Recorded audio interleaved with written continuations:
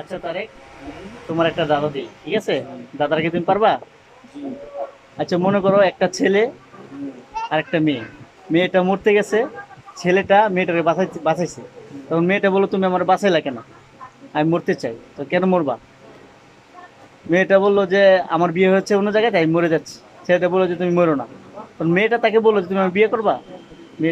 ছেলেটা বললো যে, হ্যাঁ, বিয়ে করবো। তখন মেয়েটা তাকে বললো যে, তাহলে ছেলেটা বললো যে, তুমি আমার বাড়ির ঠিকানা দাও।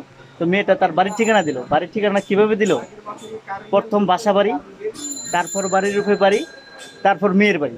তো ছেলেটা মেয়ের বাড়িটা কিভাবে খুঁজে বের করবে? তোমার প্রশ্ন এটা আমার কাছে। প্রথম বাসা বাড়ি, তারপর তারপর বাড়ির রূপে বাড়ি, তারপর মেয়ের বাড়ি। তখন ছেলেটা কি করে মেয়ের বাড়ি খুঁজে বার করবো আর মেয়েটার বিয়ে করবো? প্রথম হচ্ছে বাসা বাড়ি, তারপর বাড়ির রূপে বাড়ি, তারপর মেয়ের বাড়ি। গাইস, তোমরা কি কেউ জানো? থাকলে তিনতলায় বাড়ি। না, না, প্রথম বাসা বাড়ি, হ্যাঁ। তারপর বাড়ির রূপে বাড়ি, তারপর মেয়ের বাড়ি। মানে মেয়ের বাড়িটা কি করে বার করবো ছেলেটা? তোমরা কি কেউ জানো? জানলে প্রশ্নের উত্তর কমেন্টে বলো।